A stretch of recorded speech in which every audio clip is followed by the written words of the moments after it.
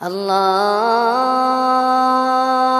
اکبر اللہ اکبر۔ السلام علیکم ورحمۃ اللہ وبرکاتہ۔ الحمد للہ رب العالمین والعاقبۃ للمتقین والصلاة والسلام علی اشرف الانبیاء والمرسلین نبینا و امامنا و قدوتنا محمد وعلی آلہ واصحابہ اجمعین، اما بعد۔ قال اللہ سبحانہ وتعالی فاستقم كما امرت ومن تاب معك ولا تطغوا انہ بما تعملون بصیر۔ ہم جس زمانے سے گزر رہے ہیں یہ ایسا زمانہ ہے کہ جس کے اندر فتنوں کی بھرمار، فتنوں کا سیلاب ہے۔ فتنے شبہات کے فتنے بھی ہیں اور شہوات کے فتنے بھی ہیں۔ شبہات یعنی کہ مختلف قسم کے عقائد جو کہ صحیح عقیدے سے بہت آسانی کے ساتھ کسی آدمی کو لے کر غلط عقیدے پر چل پڑتے ہیں، تو ایسے فتنے بھی ہیں۔ اور دوسری طرف بے حیائی، عریانیت اور شہوتیں جس کو ہم کہتے ہیں، قدم قدم پر ایسی جو نہ کیا ہیں ایسے فتنے بھی پائے جاتے ہیں۔ تو ایسے میں اللہ رب العالمین کا حکم کہ فاستقم کما امرت ومن تاب معک، اللہ کے نبی صلی اللہ علیہ وسلم کو اللہ تعالیٰ خطاب کر کے بتا رہے ہیں کہ اے نبی، آپ کو جس طرح سے حکم دیا گیا اللہ تعالیٰ کی بندگی کرنے کا، اللہ تعالیٰ کے اوامر بجا لانے اور اس کے نواہی سے اجتناب کرنے کا، تو آپ اس پر جمے رہیے۔ صرف آپ ہی نہیں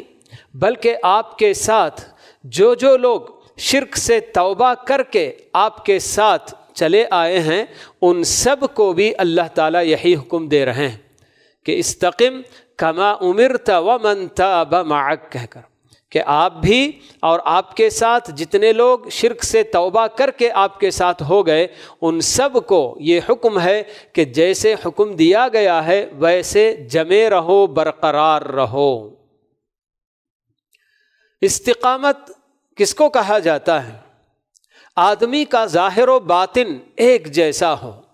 ایسا نہ ہو کہ ظاہر میں وہ اپنے آپ کو بڑا متقی، پرہیزگار، لوگوں کے نزدیک بڑا نیک اپنے آپ کو دکھاتا ہوں،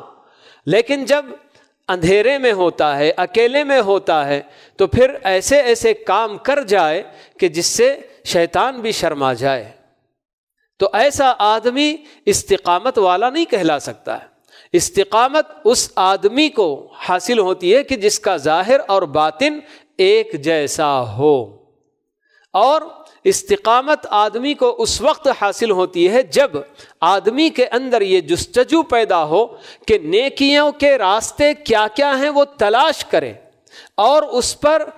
عمل کرنے کی جو نا ٹھانے اور کوشش کرے، بلکہ عمل کرنے کے لیے جد و جہد کرے۔ صرف معلوم کر لینا کافی نہیں کہ یہ خیر ہے، یہ نیکی ہے، یہ بھلائی ہے۔ معلوم کرنے کے بعد اس کو انجام دینے اور اس پر عمل کرنے کی کوشش کرنی چاہیے۔ اور اسی طرح سے جتنے شر ہیں، برائیاں ہیں، جتنے گناہ کے کام ہیں، یہ سب کیا ہیں، یہ معلوم کرنا اور ان سے بچنے کی پوری کوشش کرنا۔ ہمیں عام طور پر جو اللہ تعالیٰ نے اوامر دیے ہیں اور نواہی دیے ہیں، وہاں اللہ کے نبی صلی اللہ علیہ وسلم خود ہمیں بتاتے ہیں کہ جہاں تک کرنے کے کام تم کو کہے جا رہے ہیں کہ یہ کام کرنا ہے، یہ کام کرنا ہے، یہ کام کرنا ہے، حکم دیا جاتا ہے، تو حتی الامکان جہاں تک ہو سکے اسے بجا لانے کی کوشش کرو۔ لیکن برائیاں جن سے روکا گیا ہے، وہاں اللہ تعالیٰ نے یا اللہ کے نبی نے ہم کو یہ نہیں بتایا کہ حتی الامکان بچنے کی کوشش کرو بول کے، نہیں، وہاں میں یعنی میری اندر قدرت ہو نہ ہو، ہر حال میں مجھے بچنا ہے۔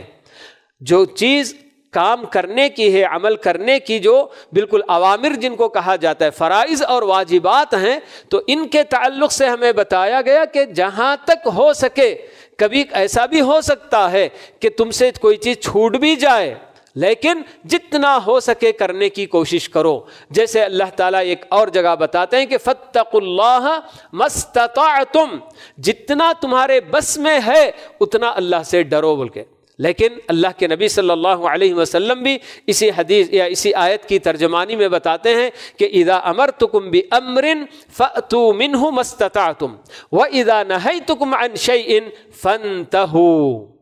کہ جب میں کسی کام کے کرنے کا تم کو حکم دوں تو جتنا ہو سکے کرنے کی کوشش کرو، اور اگر کسی بات سے میں تمہیں روکوں تو پوری طرح سے نا چھوڑ دو بول کے. تو یہ استقامت جو نا ہوتی ہے چیز. استقامت جیسے کہ اللہ تعالیٰ چاہتے ہیں کہ اللہ نے جو دین دیا، دین کے جو احکام دیے، ان پر جمے رہنا. ہر چیز میں ہمارے اپنی زندگی کا کوئی کام ایسا نہیں ہے کہ جس میں اللہ تعالیٰ نے ہمیں کوئی نہ کوئی حکم ضرور دیا ہوا ہے.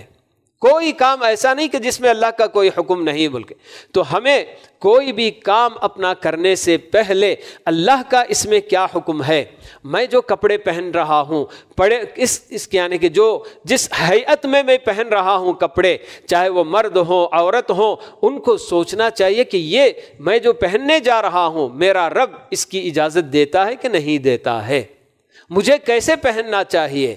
اور اسی طرح سے میرا اپنا چہرہ مہرہ کیسے رہنا چاہیے، میرا ظاہر کیسے رہنا چاہیے، میرے اپنے کھانے پینے کے لیے میرے رب نے مجھے کیا حلال کیا ہے اور کیا حرام کیا ہے، کس طرح سے مجھے کھانا ہے، کیسے آداب مجھے بتائے گئے ہیں، میرے اپنے سونے جاگنے کی بات ہے.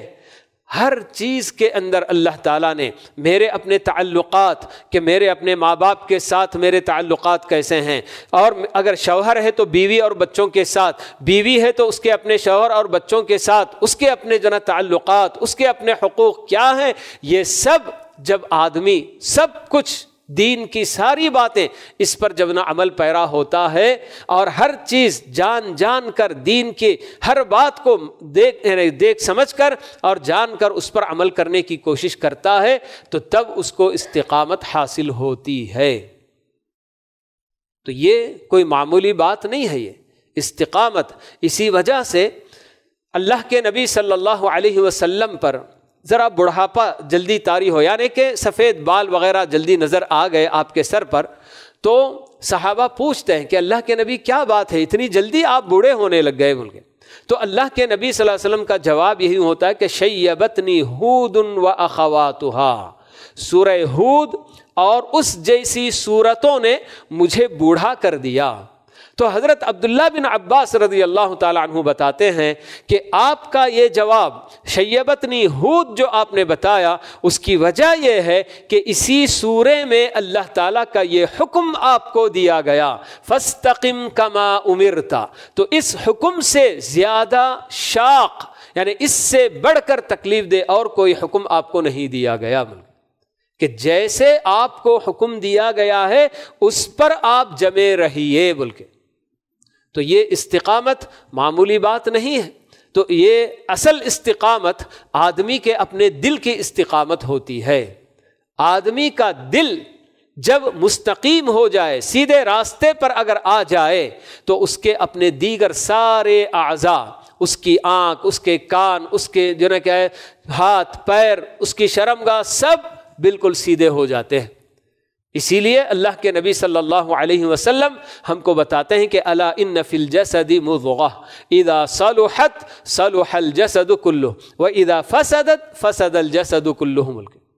کہ لوگوں، ہر انسان کے جسم کے اندر گوشت کا ایک چھوٹا سا ٹکڑا ہے، وہ ٹکڑا اگر درست ہو گیا پورا جسم درست ہے، اگر وہ ٹکڑا بگڑ گیا تو سارا جسم بگڑ جاتا ہے. سنو، وہ دل آپ جو نا بتاتے ہیں، الا وہی القلب، وہ ٹکڑا گوشت کا کہ جس کے جو نا کیا ہے سدھرنے یا بگڑنے پر سارے جسم کے سدھار یا بگاڑ کا دار و مدار ہوتا ہے، تو وہ ٹکڑا دل ہے، آپ نے بتایا.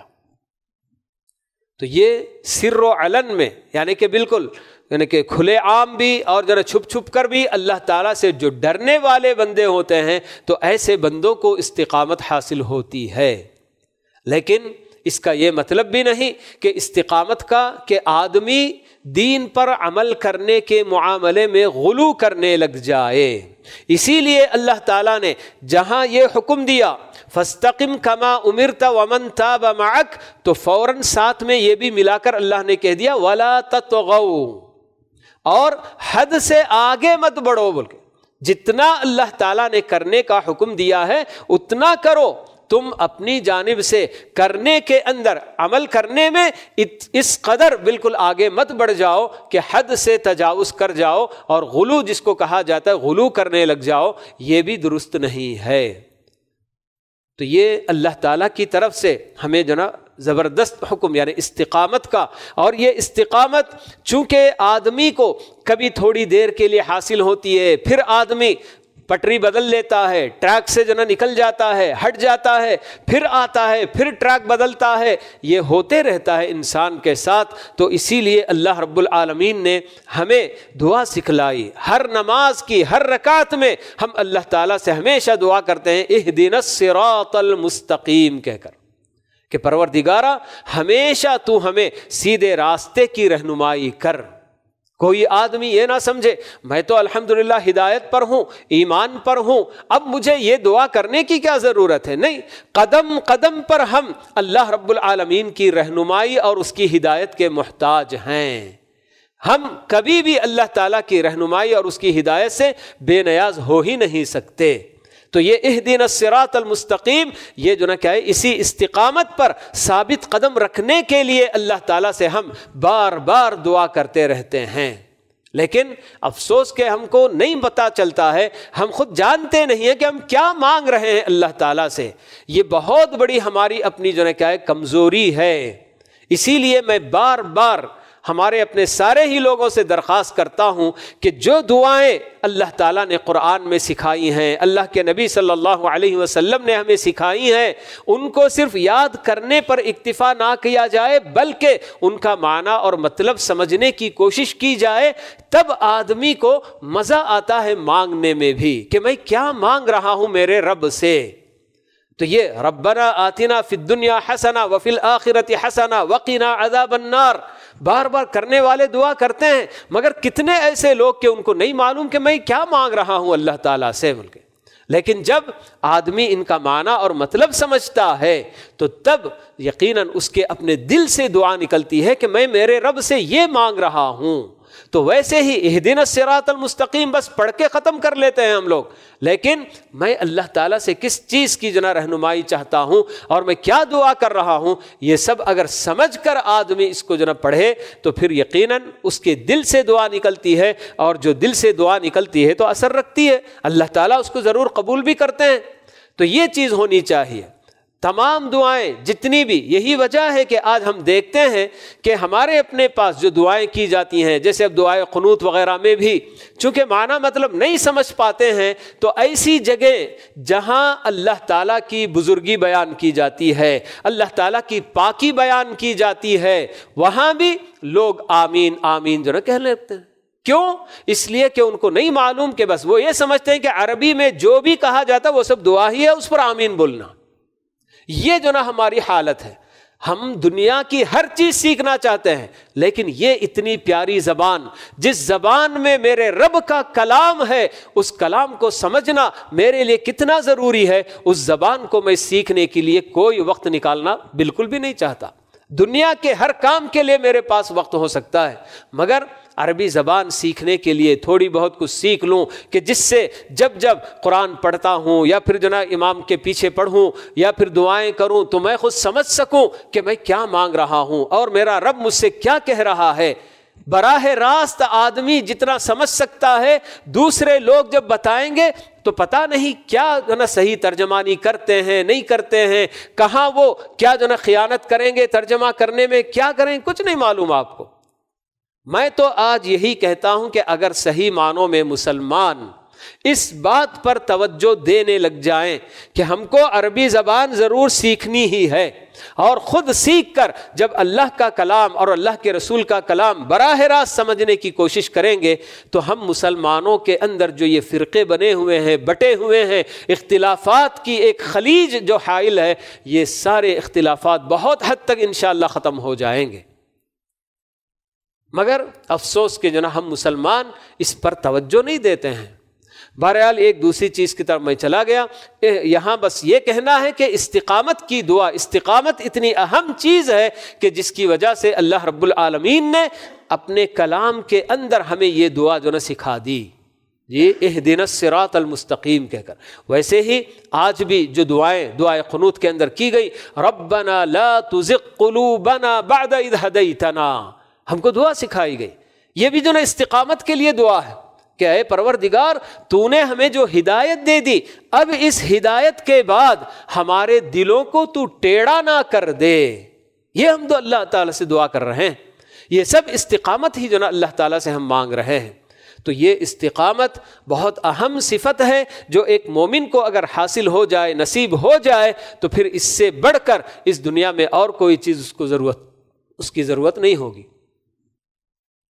مگر یہ استقامت، جیسے کہ میں نے شروع میں آپ کو بات بتائی کہ جس دور سے ہم گزر رہے ہیں، اس دور میں استقامت بالکل ایسا لگتا ہے کہ ایک ناممکن بات ہے، بلکہ امپاسبل جس کو کہا جاتا ہے، ایسے لگتا ہے کہ وہی قدم قدم پر فتنے، قدم قدم پر جو نا کیا ہے آزمائشیں ہیں، تو کیسے آدمی اپنی جو نا آنکھوں کی حفاظت کرے، اپنے کانوں کی حفاظت کرے، نہیں بھی چاہتا ہے، کہیں نہ کہیں سے آواز آتی ہے، کچھ نہ کچھ سامنے نظر آتے رہتا ہے، کیسے کیسے حالات بالکل جو نا اس وقت تو ایسا معلوم ہوتا ہے کہ اللہ تعالیٰ جو ہم سے چاہتے ہیں کہ دین پر جمے رہنے کا حکم جو دیا اللہ نے، تو اس پر عمل کرنا گویا کہ ناممکن اور امپاسبل ہے ایسے معلوم ہوتا ہے بلکہ۔ لیکن جس قدر آدمی کو تکلیف ہوتی ہے کسی بات پر عمل کرنے میں اور جتنی اس کو مشقت اٹھانی پڑتی ہے، ویسے ہی اللہ تعالیٰ اجر بھی دیتے ہیں۔ اسی لیے کہا گیا کہ الاجر علی قدر النصب،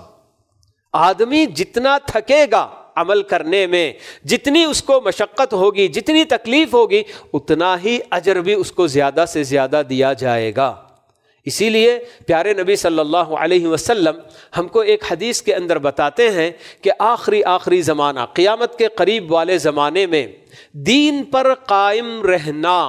دین پر عمل کرتے رہنا ایسا لگے گا گویا کہ اپنے ننگے ہاتھ میں انگارہ لینا ہے۔ آدمی چھوٹا سا انگار کا ڈلہ بولیں گے ہم لوگ، اگر اپنی ہتھیلی میں ایسے ہی اگر لینا چاہے تو تل ملاتا رہے گا، بالکل معمولی سی چیز، ایک چھوٹی سی چنگاری کہیں سے اڑ کر جب ہمارے اپنے ننگے کسی بھی جسم کو چھوتی ہے تو آدمی کتنا پریشان نہیں ہو جاتا ہے۔ تو آپ نے یہی مثال دے کر بتائی کہ آخری دنوں میں فتنوں کا ایسا سیلاب امڑ کر آئے گا کہ جس کی وجہ سے دین پر قائم رہنا آدمی کے لیے ایسا لگے گا گویا کہ وہ اپنے ہاتھ میں بالکل انگارہ لیا ہوا ہے۔ تو پھر آپ نے بتایا کہ وہ ایسے دن ہوں گے کہ جن کے اندر صبر کرنا بہت بڑا کام ہوگا، دین پر جمے رہنا، صبر کرنا۔ اور ایسے لوگ جو آخری دنوں میں، سمجھیے کہ ہمارا یہ دور ہے ایسا ہی دور کہ اس دور میں جو لوگ عمل کریں گے، دین پر قائم رہیں گے، اللہ کے نبی نے بتایا صلی اللہ علیہ وسلم کہ ایک آدمی کو 50 آدمیوں کا اجر دیا جائے گا۔ کس کے سامنے آپ نے بتایا؟ اپنے صحابہ کے سامنے بتایا۔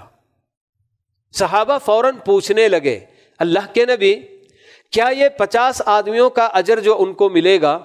اس دور کے 50 آدمیوں کا ملے گا یا ہمارے 50 لوگوں کا جو نا اجر ملے گا؟ قربان جائیے، اللہ کے نبی صلی اللہ علیہ وسلم نے جواب میں یہی بتایا، بل اجر 50 منکم، تم میں سے 50 آدمی کا جو اجر ہو سکتا ہے آخری زمانے میں جو دین پر قائم رہے گا اس کے لیے ایسا اجر ملے گا۔ تو یہ معمولی بات نہیں ہے۔ تو یہ استقامت جس کا اللہ تعالیٰ حکم دے رہے ہیں، تو یہ جو نا اسی لیے کہ اس پر جمے رہنا، یعنی دین پر عمل کرنا معمولی نہیں ہے۔ جیسے کہ کہا گیا نا شعر کے اندر بھی کہ لوگ آسان سمجھتے ہیں مسلمان ہونا، بول کے کہ مسلمان ہونا، پکا سچا پکا مسلمان ہونا کوئی آسان کام نہیں ہے۔ آدمی کو قدم قدم پر اس کے نفس سے لڑنا ہوگا، شیطان سے لڑنا ہوگا، دنیا کی جو نا رنگینیوں سے لڑنا ہوگا، کتنے اس کے جو ہے نا مشقتیں اٹھانی ہوں گی، کتنا اس کو جو ہے نا کیا ہے محنت نہیں کرنا ہوگا۔ اسی لیے ایک اور آیت میں اللہ تعالیٰ یہ بھی بتاتے ہیں کہ فَاسْتَقِیمُوا إِلَيْهِ وَاسْتَغْفِرُوهُ کہہ کر، استقامت کے ساتھ ساتھ اللہ تعالیٰ نے استغفار کا بھی حکم دیا کہ اللہ تعالیٰ کو اچھی طرح سے معلوم ہے کہ جو بندہ استقامت اختیار کرنا چاہے گا اس سے کہیں نہ کہیں کچھ نہ کچھ چوک ہو جائے گی، کچھ نہ کچھ غفلت ہوگی۔ تو اس لیے اللہ تعالیٰ نے ساتھ میں یہ بھی جوڑ کر بتا دیا کہ اللہ تعالیٰ کے استقامت اختیار کرو اور ساتھ ہی ساتھ اللہ تعالیٰ سے استغفار بھی کرو، کہ استقامت صحیح طریقے سے جیسے اللہ کو مطلوب ہے ویسا جو نا بندہ نہیں کر سکتا۔ تو اس لیے اللہ تعالیٰ نے پہلے ہی یہ ہدایت بھی ہم کو کر دی، یہ رہنمائی بھی اللہ تعالیٰ نے کر دی کہ اللہ تعالیٰ سے جو ہے استغفار بھی کیا کریں۔ اسی لیے اللہ تعالیٰ نے ایک آیت کے اندر استقامت اختیار کرنے والوں کے لیے جی بشارت دی کہ ان الذین قالوا ربنا اللہ ثم استقاموا تتنزل علیہم الملائکۃ الا تخافوا ولا تحزنوا وابشروا بالجنۃ التي کنتم توعدون کہہ کر، کہ جن لوگوں نے اپنی زبان سے ادا کیا کہ ہمارا رب اللہ ہے، تو یہ صرف زبانی کلام نہیں ہے ان کا، بلکہ جی جیسے کہ کہا گیا کہ ایمان ما وقر فی القلب وصدقته الاعمال، بول کے ایمان وہ ہے جو دل میں پیوست ہو جائے اور اس کی تصدیق کون کرے؟ عمل کرے، بول کے۔ تو یہی بات اللہ تعالیٰ بتا رہے ان الذین قالوا ربنا اللہ، جنہوں نے اپنی زبان سے اس کا اقرار کیا کہ ہمارا رب اللہ ہے، ثم استقاموا، پھر اس کے بعد اپنے اس اقرار پر جمے رہے مرتے دم تک۔ استقامت چند دنوں کا کام نہیں ہے بلکہ یہ آخری دم تک اسی پر جو نا جمے رہنا بھی ہے۔ اور اللہ تعالیٰ کے جو عقائد یعنی کہ جتنے اللہ کے بارے میں ہم نے جو عقیدہ رکھ لیا کہ اللہ ہمارا رب ہے، تو مطلب یہ کہ کائنات کا وہ سارے کام جو صرف اللہ کر سکتا ہے تو اللہ تعالیٰ ہی سے اس کی امید کی جانی چاہیے۔ جی کبھی بیمار ہو گیا تو شفا کی امید، وَإِذَا مَرِضْتُ فَهُوَ يَشْفِينِ، جیسے ابراہیم علیہ السلام نے ہمیں یہ بات بتائی کہ جب میں بیمار ہوتا ہوں تو مجھے وہی شفا دیتا ہے، میری کوئی پریشانی ہوتی ہے تو کون میری پریشانی دور کرے گا؟ اَمَّن يُجِيبُ الْمُضْطَرَّ إِذَا دَعَاهُ، اللہ تعالیٰ جو بتا رہے ہیں کون ہے وہ صرف اللہ تعالیٰ ہے۔ تو یہ ساری چیزیں بالکل جی بیماری سے شفا طلب کرنا، پریشانیوں میں اللہ تعالیٰ کو پکارنا، جی یا اور کوئی بھی اولاد نہ ہونے کی صورت میں اولاد کس سے طلب کرنا؟ اللہ سے مانگنا۔ یہ عقیدہ جو ہم نے جب ربنا اللہ کہہ دیا تو بس اللہ ہی جو کام کر سکتا ہے وہ کام صرف اللہ سے ہی ہم طلب کریں گے، اللہ کے علاوہ اور کسی سے ان سب چیزوں کی جو نا تمنا بھی نہیں کریں گے اور درخواست بھی نہیں کریں گے۔ کسی کے بارے میں یہ عقیدہ نہیں ہونا چاہیے کہ اللہ جو کام کر سکتا ہے وہ فلاں ولی بھی فلاں نبی بھی کر سکتا ہے، چاہے کتنے انبیاء کتنے اولیاء، کسی کو اللہ کا اختیار حاصل نہیں ہو سکتا ہے۔ تو یہ جو نا کیا ہے عقیدہ، اس پر جمے رہنا ہے۔ اور جب ہم نے یہ مان لیا کہ ہمارا رب اللہ ہے، اس پوری کائنات کو چلانے والا، ہمارا خالق، ہمارا رازق، ہماری موت و حیات کا مالک سب وہی ہے، تو پھر اس کی جانب سے آنے والے احکام جو ہیں ان پر بھی عمل کرنا ہوگا۔ استقامت میں یہ بھی داخل ہے، جو عقیدہ ہم نے رکھا اس عقیدے میں کہیں ہمارے عمل کے اندر بگاڑ نہ آ جائے، اور اللہ تعالیٰ نے جتنے احکام ہم کو دیے ہیں وہ ہمارا رب ہے، تو رب ہونے کی صورت میں ہمارے لیے کوئی ایسا حکم نہیں دے گا جو ہمارے اپنے لیے تکلیف دہ ہو، جو ہمارے لیے مشقت کا باعث ہو۔ لا یکلف اللہ نفسا الا وسعها، اللہ تعالیٰ نے اپنے بارے میں بتا دیا ہے۔ تو اس لیے اللہ تعالیٰ کی طرف سے آنے والے تمام احکام، وہ اوامر کی شکل میں ہو یا نواہی کی شکل میں، جن کو کرنے کا حکم دیا اسے بھی بجا لانا، اور جن جن سے اللہ نے روکا ان سب سے رک جانا، چھوڑ دینا، یہ سب استقامت میں داخل ہے۔ اور مرتے دم تک اس پر جمے رہنا۔ تو تب اللہ تعالیٰ بتا رہے ہیں تتنزل علیہم الملائکہ، کہ ملائکہ جب نہ کیا ہے